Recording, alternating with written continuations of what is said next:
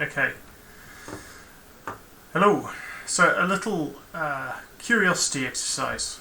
A lot of people try things like time frame alignment to improve the results of their trading.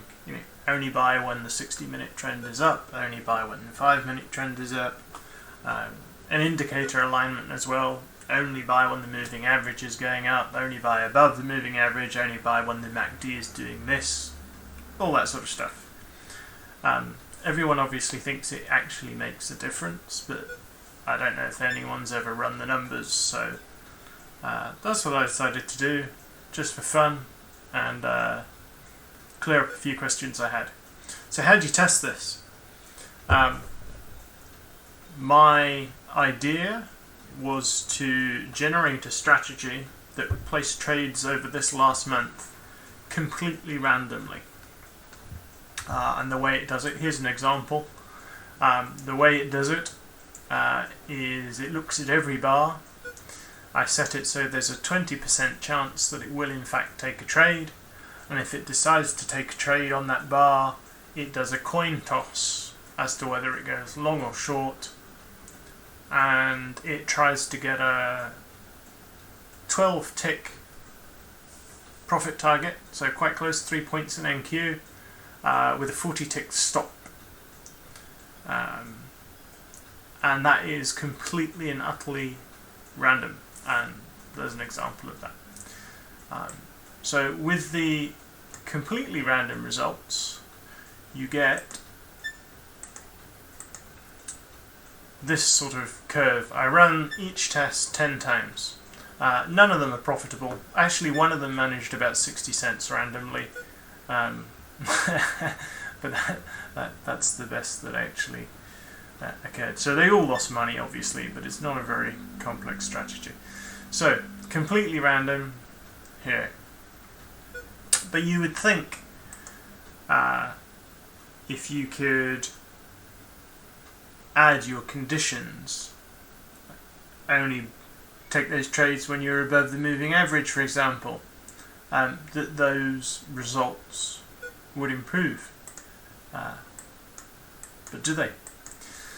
So I did a few tests. Random, but above or below the 34 MA. Random, but only on an up or down bar. So it'd only take a long if the bar had gone up, and it'd only take a short if the bar had gone down. Random again. Well, they're all random, but with some conditions. So only on 3 consecutive up or down bars. Or in line with the 5-minute bar, so the trend, if the 5-minute bar has to be up for it to take a long and shook down for it to take a short, and in line with the 60-minute bar, in line with the hourly, so common thing you hear, don't fight the hourly. If the hourly bar is green, only take longs. Funnily enough, these two time frame alignments provided the worst results. Yeah, orange and green, these. Trading in line with the 5-minute or 60-minute chart provided the worst results of any of the tests I did. So I may not put so much weight in those anymore. Interestingly, up here, random, but only if we've had 3 consecutive up or down bars. We have random, but only on an up or down bar. Completely random. Those are probably the top 3. And here we have random, but above or below the dragon or the 34 MA. Those are the top 4 out of these. Time frame alignment in this test doesn't actually seem to do anything. In fact, it seems to harm the results of a completely random, which is kind of interesting. So there you go. Not a lot of improvement over completely random, other than maybe if price is going up, you buy it. If price is going down, you sell it. And there's obviously a lot of nuances in trading, volume profile and areas and supports and resistances and lines and things. But the simple things, the alignment things that lots of people talk about, I don't see a huge amount of evidence there in that little test. Anyway, just thought I'd chuck this out there.